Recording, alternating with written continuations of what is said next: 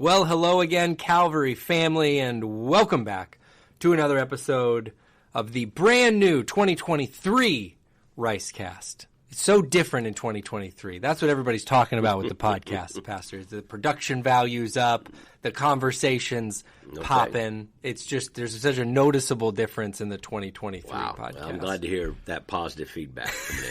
This is what everybody's saying. We are here in beautiful Clearwater, Florida. My name is Anthony Russo, sitting here with Dr. Pastor Willie Rice. Pastor Willie, how are you today? Doing great. Thanks. Good to be with you folks. Exciting times here at Calvary. We've been talking about it. A lot of you have been on the 21 Days of Prayer journey with us. Pastor, have you heard good things from people? I really have. Even today I heard from the lady I was talking to. And it's, as we said, a lot of people hopefully have already built the habits and rhythms of time with God into their life, of prayer and reading Scripture. I think one of the most important habits that a believer can have. And we just said, hey, just add this to it. It's something about doing something with other people. But always there are people for whom that habit has been difficult to, maintain. For others, maybe they're newer in the faith and they haven't, been yet disciplined and discipled to do that. So for all those, what camp you fall in, this is a great journey. And even today, if you're listening and you go, I wish I'd started, it doesn't, it really doesn't matter. You're not going to get a 21-day T-shirt in heaven. I complete 21 days. It's a goal. Yeah. So jump in there with us. Yeah. Calvary.us/21 days. We've still got a full week to go in it. And what we want to do is build that rhythm and habit in your life. Jump in and participate. If you missed a day, don't renounce the faith and feel like you need to be baptized again because you missed a day. That's not the way this works. We want you to begin to build a habit and a rhythm that you love to do. Yeah. That you love to do. And that becomes such a part of you that almost you would be upset if you couldn't do. Right. And along the way, there will be times in order to get to that where you have to do some things. Like you just have a habit, you have a discipline, you don't always feel like it. But as you build that into your life, then you grow to love it, And so that's what we want. So jump right in there in these last days. Calvary app, all the ways that we've said to be a part of it. And we have prayer gatherings each Wednesday night. So as we record this, it's a Wednesday. We're doing it on January 11th, doing it again on January 18th. Prayer gatherings at every campus. And those are great ways also to just pray. So this is a time to be praying, and I've heard great things about it. I'm glad you brought up the Wednesday prayer gathering because I was going to bring that up too. It was, you hear, how did everything go everywhere? I mean, across the board, I didn't talk to one person who went to a prayer gathering this last Wednesday that did not have a really special time, really enjoyed it. Last Wednesday, there was kind of a next-gen feel to it. Yeah, we had children, students in there. Now, they will be separated out tonight, but we're still doing the prayer gatherings these last 2 weeks, and they are enjoyable. Yeah. Prayer, one of the things about prayer, whether it's praying with somebody, whether it's praying in a prayer meeting, there can be awkwardness. It isn't. Again, as we talked about last week, prayer is operating in a spiritual realm, not a natural realm. It's like writing with the opposite hand. You're having to learn things that are, not natural. So there will be awkwardness. The victory is in doing it. It's in doing it. It's that we prayed, we came, and we disciplined, and okay, it was good. And if it's a little awkward, that's okay too. Yeah. But I prayed. I took that time to the Lord, and learning. Being with other people who pray is one of the best ways to learn to pray. So these prayer gatherings are very important and very special. It's so true. And, one thing I thought after we talked on the podcast last week and the more we've talked in these days and weeks, because we've just covered so many important reasons why we should pray. Not that we need another one other than Jesus called us to, but there's so many good, you could point to reasons. And it just hit me. I thought, in the culture we live in, that's so fast-paced, and everybody's working all the time, you know what I mean? Everything's going all the time. We're always doing a million different things. We're going here to there. To even just the practice of pausing, coming together, focusing on one thing, and then that thing being prayer, So important. It's been such a great way to start the year here at Calvary. Absolutely. And it's going to keep rolling. We got another prayer gathering. Like you said, we're recording today's Wednesday. It's tonight. There's another one on the 18th. Hope you can join us for that. And then this coming Sunday, January 15th. Yes. Is that right? January 15th. Correct, yeah. I'm doing the calendar in my head as I talk. You did very well. January 15th, we are very excited to welcome back a good friend, Pastor Jim Cymbala from Brooklyn Tab. You excited about having Pastor Jim here?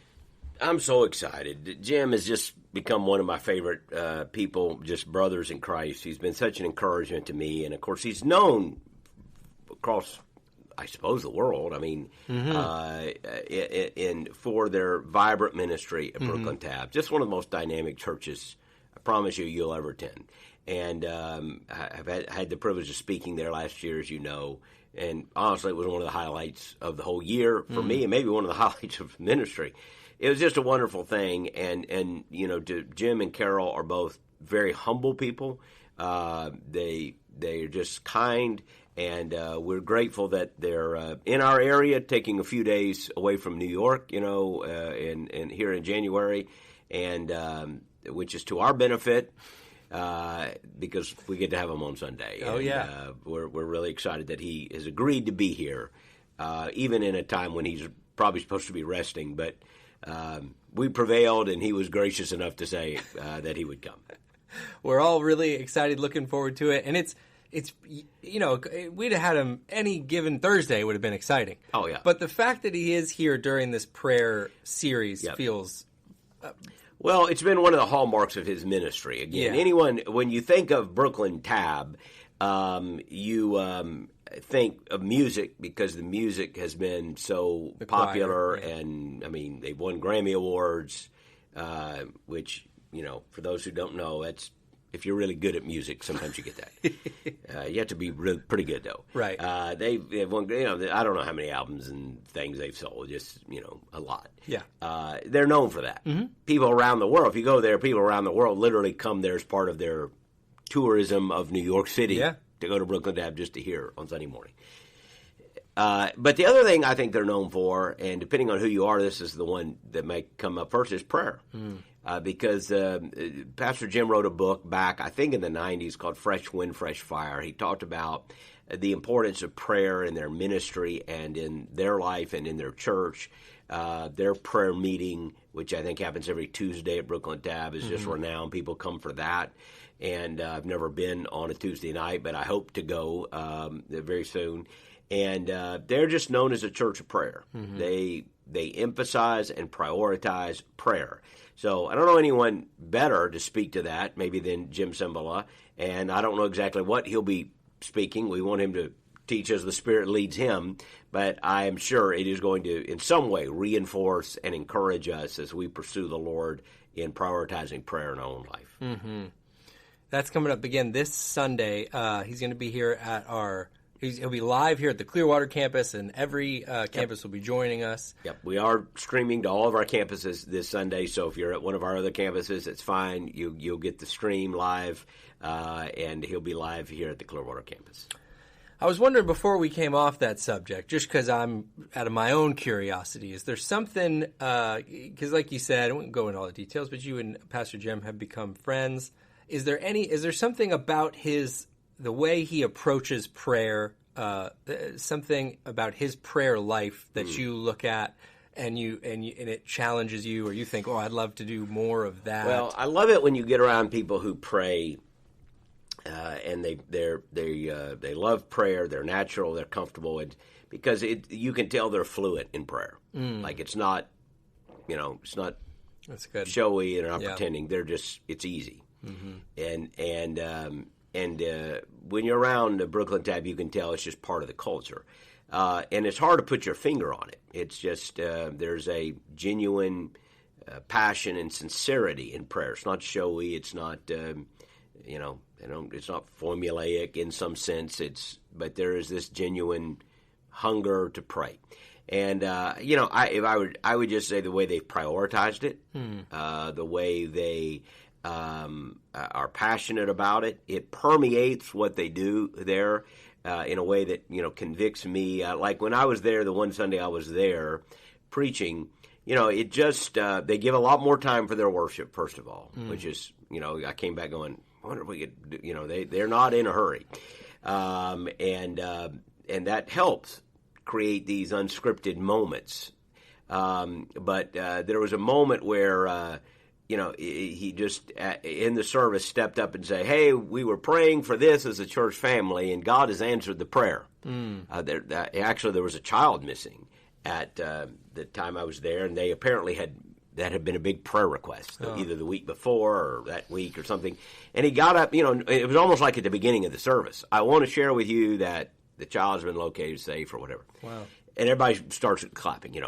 And it was just like, it occurred to me, I didn't know if everyone in the room knew the prayer request, but clearly some people did. And that was just part of their culture. That, hey, we've been praying for this, want to share what the Lord has done, and give him praise. And so that was a way, even though I don't remember if they stopped and prayed at that moment, but it was a way that just by sharing that, the value of prayer was highlighted in their church. You walked away going, okay, they really do pray about things, and they celebrate that. So, that spoke to me. That's so interesting. And it's something, there's so much. I mean, obviously, books and books and sermons about prayer. You could just talk about it nonstop. But it's interesting as you say that, because I also think about a story we shared and that most people were already aware of. But there was this, the Damar Hamlin situation. Yeah. So he's home now. Yeah. So you have this like outpouring of prayer that you're, oh man, he's just, because we don't know, he's unconscious, staying in the hospital.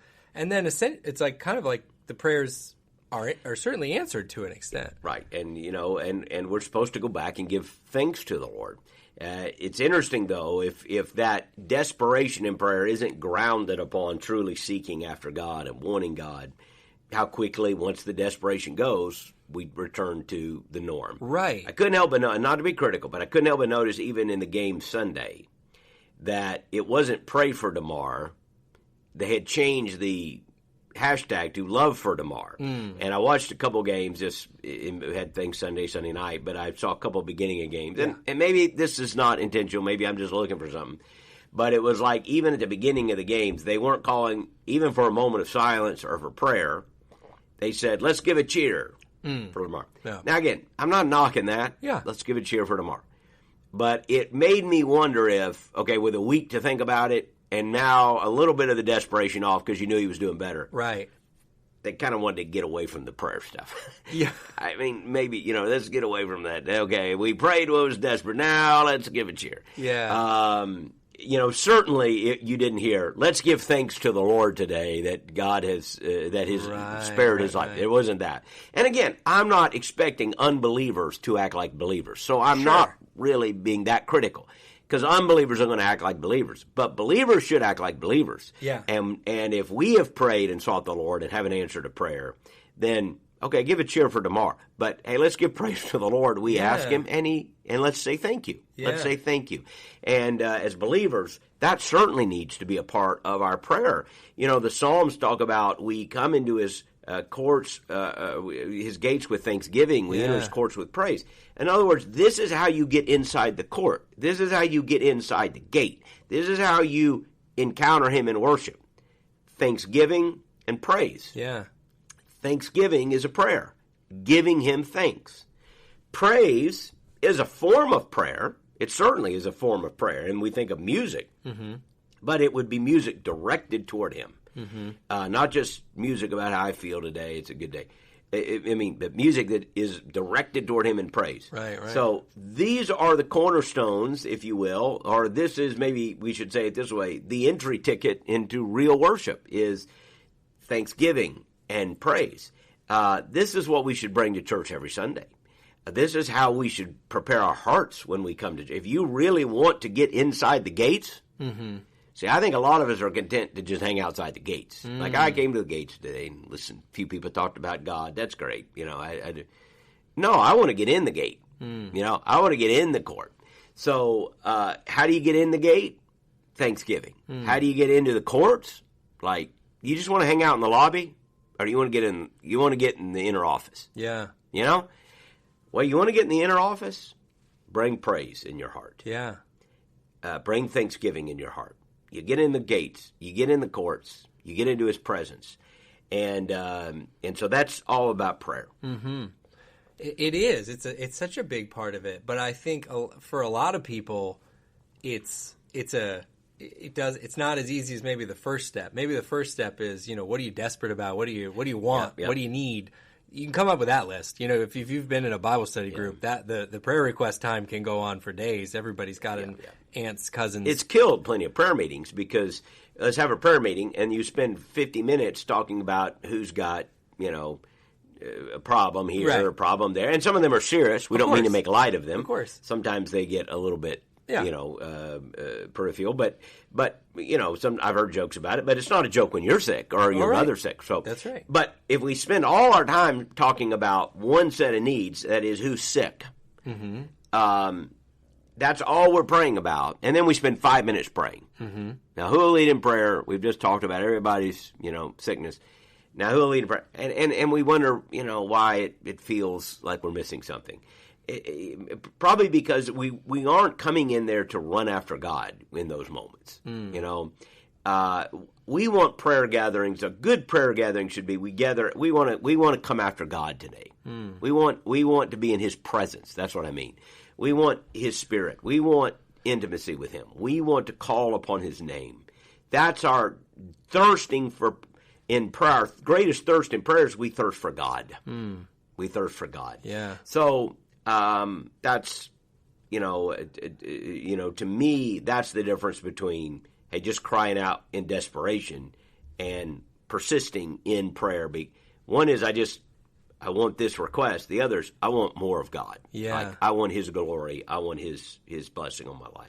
Right. And I want to talk more about that persistence in prayer. And because I didn't even really, I got my notes here, Pastor. I didn't even plan on talking about this much. But it is so curious. You brought up the example from Brooklyn Tab. And I can just think in my own life, just as we're talking, I'm thinking, how many times have I prayed somebody gets better after a car accident? And I just do not take the time to pause and reflect on the things that God has done. Yeah. And you think how many times, you think how many prayer groups people have prayed for hedges of protection as they travel.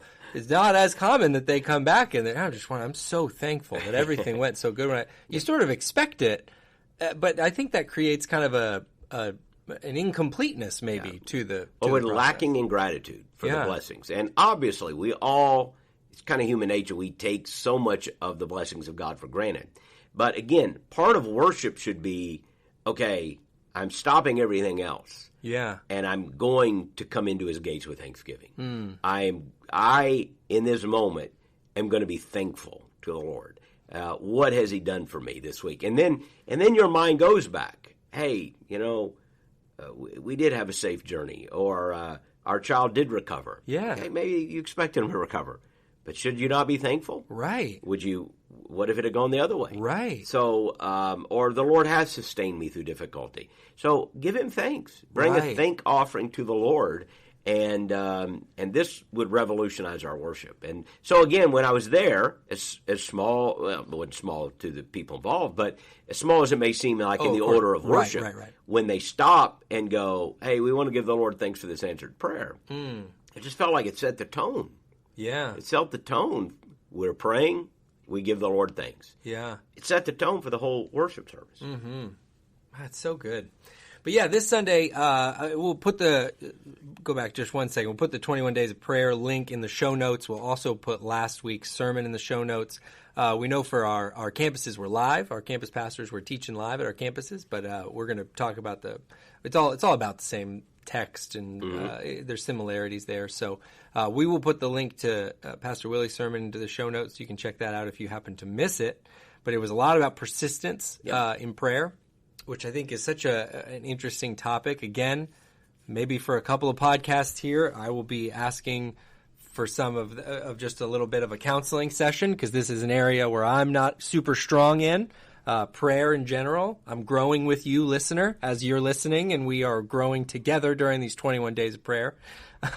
But persistence, specifically, it can be a tough one because, you want to say, I prayed for it. I did the thing, all right? I prayed for it. Maybe it took a minute, and I prayed for it. But you shared stories. We won't go through, maybe all the stories from the sermon. But you shared stories that Jesus shared about how we were supposed to pray.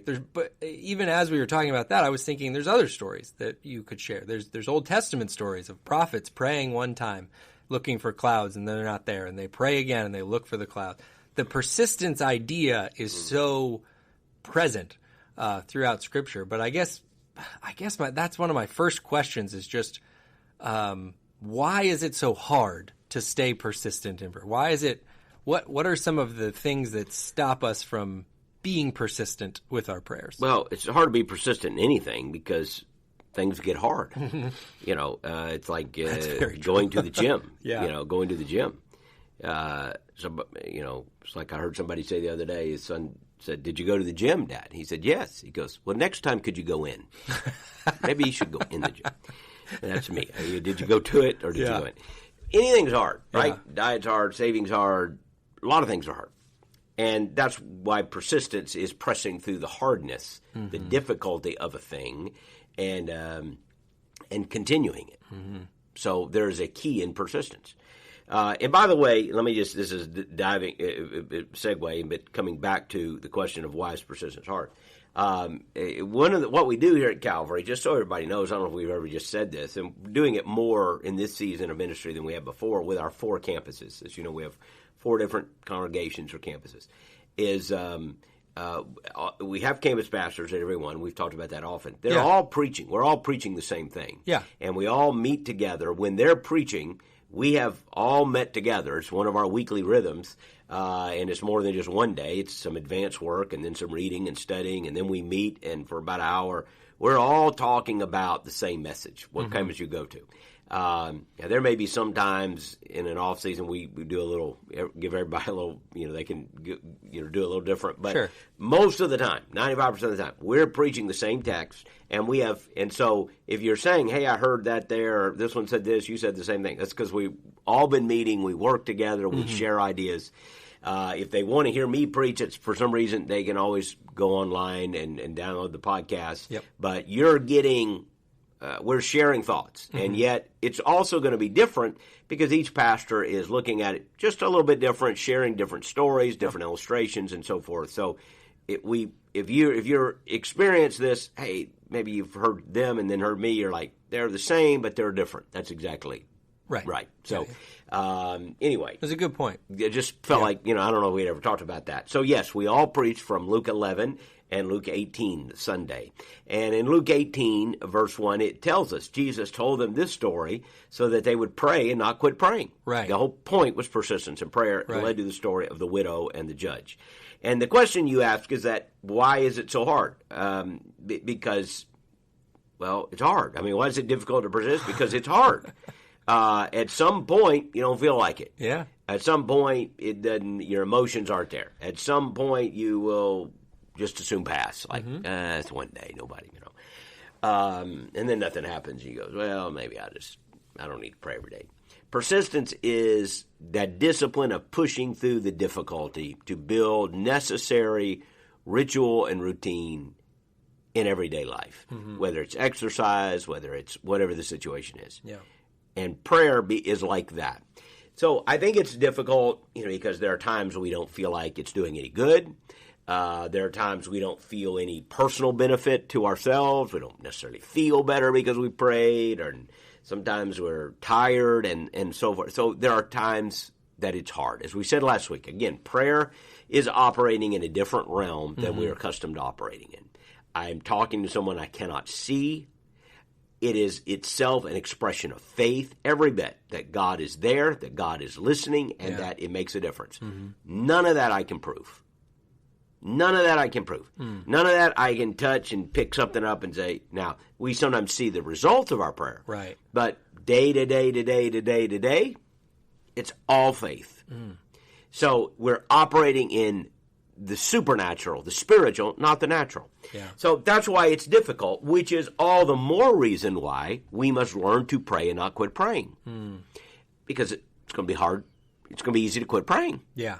So that becomes the question. How do I persist when it's difficult? Yeah, which would be, that is the natural follow-up. Yeah, right there is, which I guess I have a follow-up question there too. But let's start with that. How would you?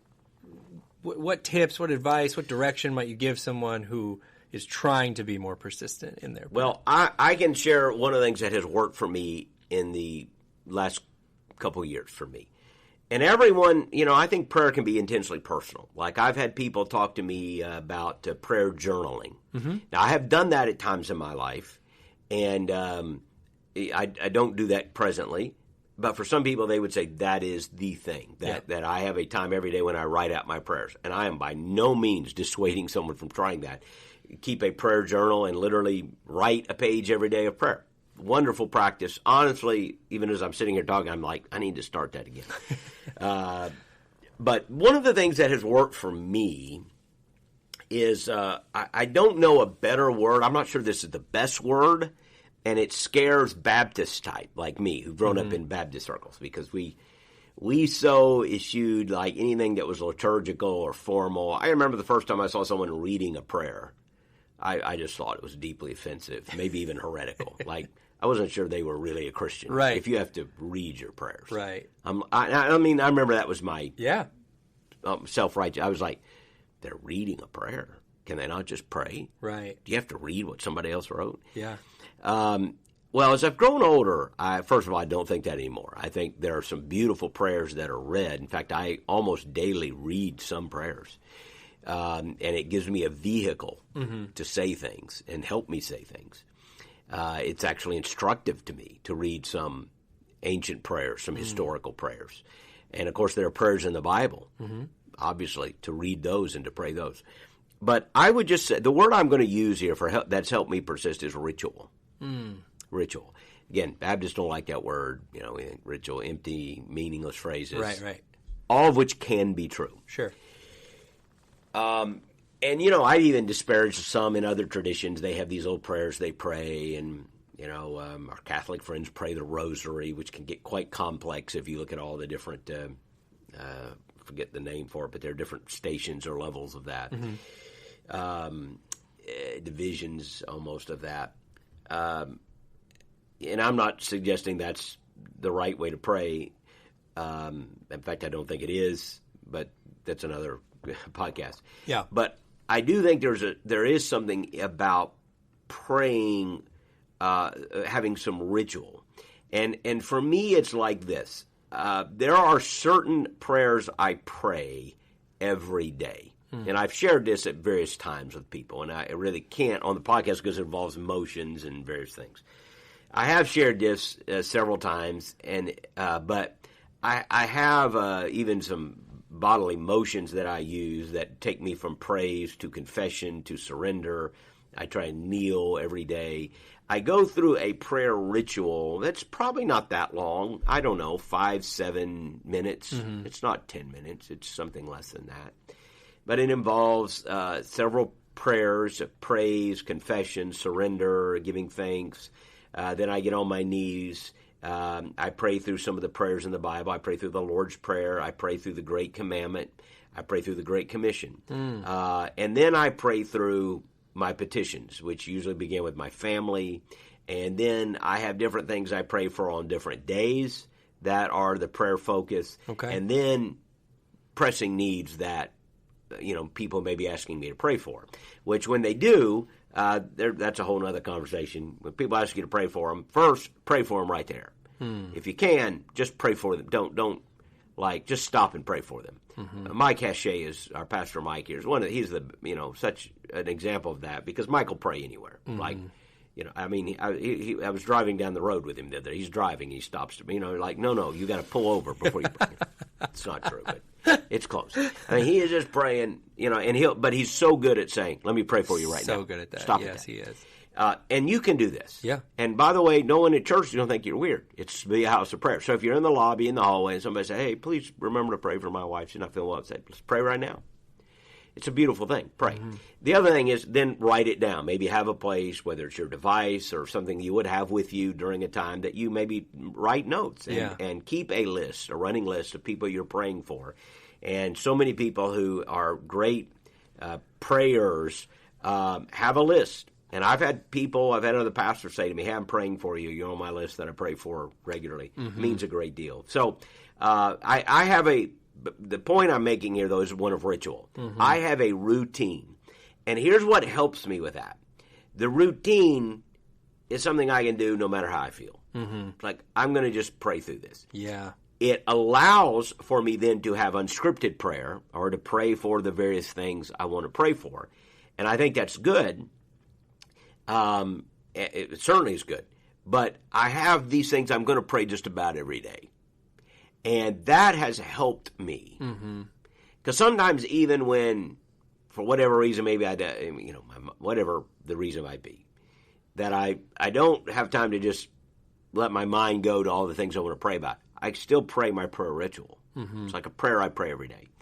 And so I would just encourage people to find some type of, now I'll use the word in quotation marks, ritual. Yeah.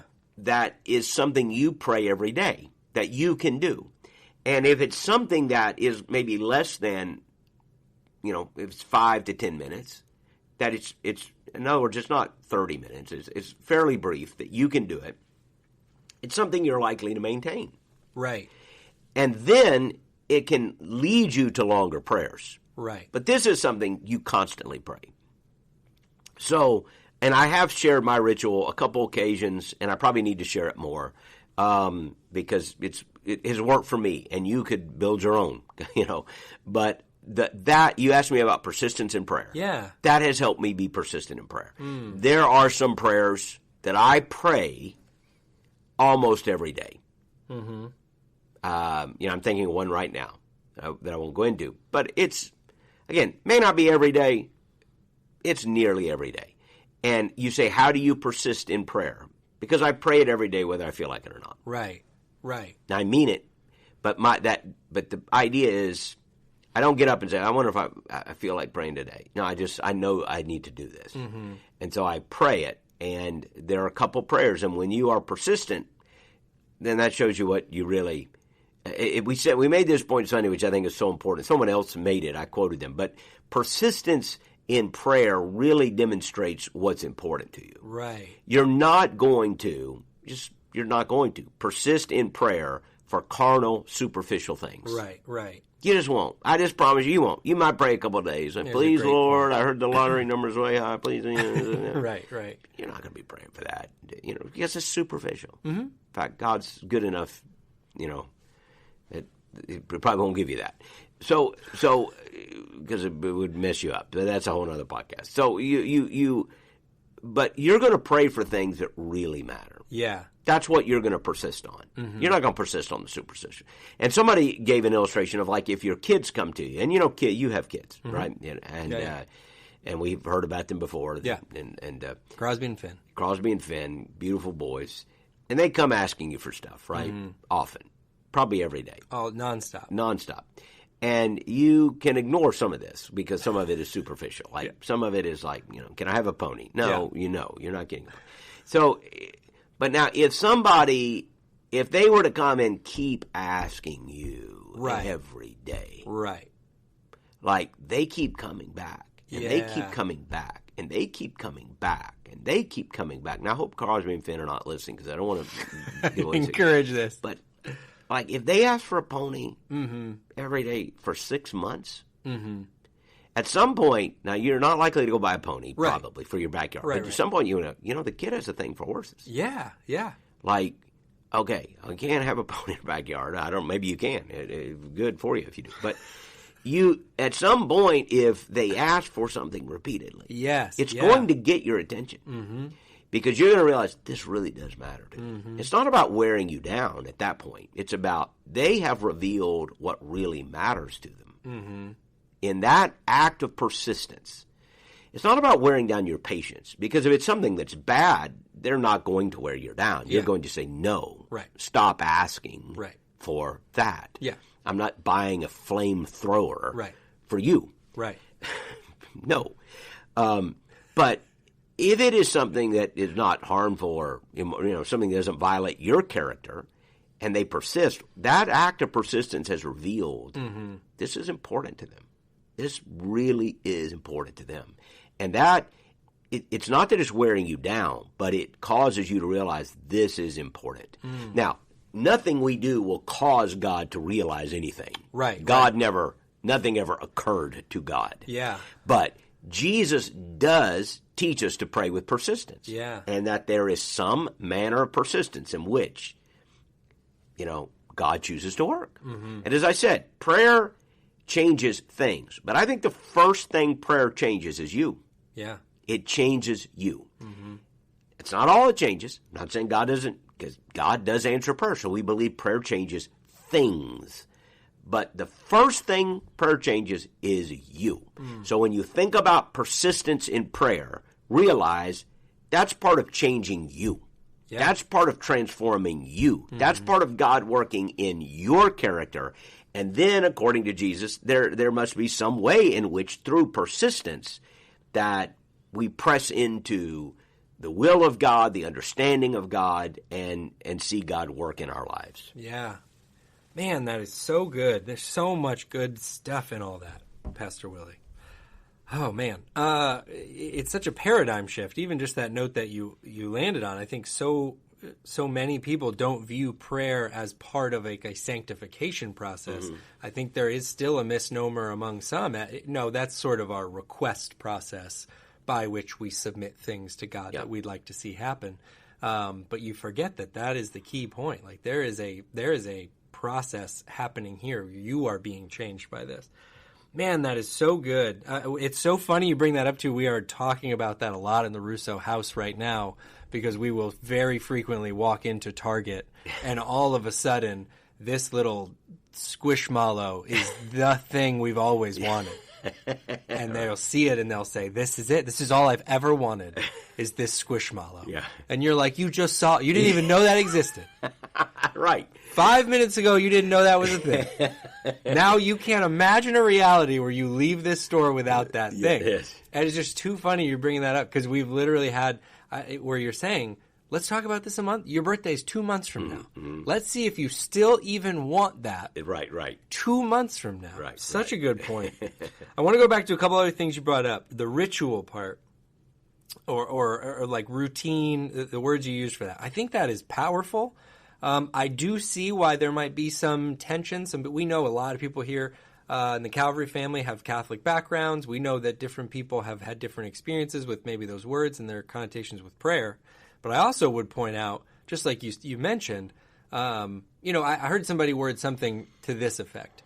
Ambition without a plan is a dream, and ambition with a plan is a goal. Because you're doing something. This is when I'm going to do it. This is what I'm going to do during that time. And I do think that's a powerful word for the listeners. I want to pray more. I want to pray more. I just want to pray more. Okay. When are you going to do it? What are you going to do during that time? Because if those two things aren't at least ideas in your head, I think you're setting yourself up for failure. If you ask people who work out regularly, they don't wake up in the morning and go, I wonder when I'll do that and what I'll do for that. Right. You're not making up a plan.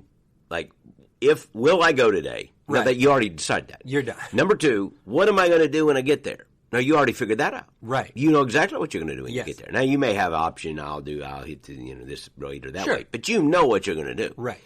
And if you are a person who persists in working out, a ritual, some type of routine has become essential to it. So, again, I'm not in any way, I'm neither trying to disparage other traditions or laud them right now. I'm simply saying observe other traditions, not just Catholic friends, other traditions that have used ritual and routine in prayer more than maybe our own tradition. And I just have noticed that there are some traditions where when you have ritual and routine, there is a persistency. Yes. It's a consistency. Absolutely. So, again, we could go into deeper layers of what rituals are helpful and not and so forth. But having that sense of this is what I'm going to pray, like I'm sitting here talking to you right now. There's not a question about whether or not I'm going to get up and pray tomorrow. Right. Okay, I'm going to do that. It's at this point autopilot for me. Even if it's a brief prayer. Because of my routine and ritual, unless something interrupts me tomorrow that is unusual, out of the ordinary, it's going to happen. And I think that's where persistence comes in, that we must develop a plan. And like any plan, whether it's working out or prayer or saving money or whatever, it takes a little time to get that routine. Yeah. There's going to be awkward moments. There's going to be moments where you wonder if it's worth it, et cetera, et cetera. You have to decide it is worth it. Mm-hmm. I am going to do it, and this is going to be my prayer routine. And obviously, get a routine that is manageable, something that you can do. Right. So if you may be full of zest and zeal. I'm going to pray for 3 hours at 4:30. Yeah. Well, wonderful. But I'm can you do that every day? I would rather you tell me a habit that you are likely to persist in for weeks and months and years than tell me something that you're going to do while you have all this excitement and energy and probably 2 weeks from now you will go, okay, I got to sleep in. So everyone, it's like football teams. Everyone wants to be the champion at the end of the year. Yeah. The champions are those who have certain routines, certain habits, and they do it all the time, whether they feel like it or not. Mm-hmm. Yeah, and you touched on something else that I do think is interesting, so I'll tack it on here kind of at the end of our conversation about prayer lists. Well, let me button this and say, just to the ritual or routine thing, you want to be persistent in prayer. Don't just think this is something I want to pray about regularly. Think about when I'm going to pray about that. Like you said, is this something I'm going to pray every day? Is this something on this day? This is when I'm going to cover those prayer requests. I think those are great thoughts, and I encourage you to even pause the podcast now and put some time into thinking about that if you don't have that plan already. The question I wanted to ask about something you mentioned, prayer lists. I wonder about that because maybe you're like me and you've had a situation where you say, I want to pray. I'm starting to pray. Oh, you know what? I just thought of somebody who was going through something. I'm going to pray for them. Then I actually feel kind of bad, and I think like maybe it was a coworker, and then I think, well, I probably got other coworkers that need prayer. So I start branching out, and I start praying for more coworkers, and then I start praying for their families and their friends. And I think we got other churches in our area. Maybe I know so and so who serves at that church. I'm gonna start praying for that stuff. Before you know it, you're just praying in every single direction. You've lost focus of what you started talking about at the beginning of this thing because you're kind of all over the place. How do you keep because it's good to pray for people. Mm-hmm. So why would you not? That's kind of my thought anyway. Maybe I'm alone in this one. But I feel like, you just start lumping people in there. So somebody says, would you pray for me on this? How manageable is that? You cannot pray for everybody, I don't think, consistently. Is there some intentionality when you say you're praying for somebody that you say, like, I'm really going to be praying for this person? And I guess as such, is there ever a time where you're like, yeah, I'll pray with you right now. We have a prayer team I might encourage you to connect with. I don't know. Any direction for somebody who's just... Well, I think, again, make it manageable. Make it something that, again, you're likely to do. You can't pray for every person in the world or every church or every pastor or every person that's sick, nor are you supposed to. Mm-hmm. That we all have people that we know in our lives who need prayer. So having a mechanism where we are reminded to pray for them, I think, is a good thing. Mm-hmm. So don't feel like feel guilty about I can't pray for everybody or I got to take them off the list or that. Just I think instead of it being burdensome, we just want it to be a blessing. Yeah. Let the Lord direct you to people you need to pray for. And when you hear of these prayer needs and someone has asked for prayer, then try to pray for them. And pray for them. And then, maybe you're not able to persist in prayer for them, but you have lifted them up to the Lord and you pray for them. Again, a list can become cumbersome. A lot of people will start lists and then don't maintain lists. But again, a list can be helpful for those needs you do want to persist in. Mm-hmm. That's what I would say. Yeah. To the people who have said, hey, please be praying. You thought, I need to be praying for that brother. Mm-hmm. Now, again, after a month, maybe you update it and you realize I don't need to pray for him every day. Mm-hmm. I will as the Lord brings him to mind, but I have other needs. Mm-hmm. Otherwise, you may end up with a list with 1,000 people, and obviously you'll discontinue the usage. So I think if you have a list, that's what you just need to do is periodically refresh it, move it around, and don't feel guilty about what you haven't prayed for. Just be excited that you have the privilege of praying. Mm-hmm. And I think above all, in terms of our petitions, is just don't make our petitionary request the main focus of our prayer. I just, when I look at the prayers, the Lord's Prayer and other prayers, now there are some prayers in the Bible where the need drives the prayer. But I think the model of prayer that Jesus gave us in the Lord's Prayer is, again, first to focus on the Lord, then to focus on His kingdom and His will, and then to bring our needs before the Lord. Give us today our daily bread. Our needs spiritually. Forgive us of our sins. Lead me not into temptation. These are basic needs that I want to pray for, and I think, to me, they set the foundation that then, toward the end, is, and I want to be praying for these people. Mm-hmm. It's so good, and it reminds me of something. I'm certain I don't talk about it enough, but it is a really cool thing if you've not checked it out. It's at calvary.us/pray.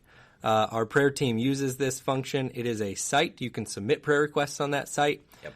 And we have so many people, Pastor, I could think of a dozen names without trying, people who are connected to our church because they submitted a prayer there. And when you pray over these requests, they get an email that says somebody just prayed for you. Yeah. So we just have countless stories of people who have said, I was going through a tough thing, and I would get these emails from Calvary that somebody on the prayer team, someone in the church family had prayed for me. Calvary.us pray. And if people are looking for it, maybe, for instance, maybe one day a week, that's your thing. Yeah. Like on Wednesdays, I'm going to pray for other needs. Yeah.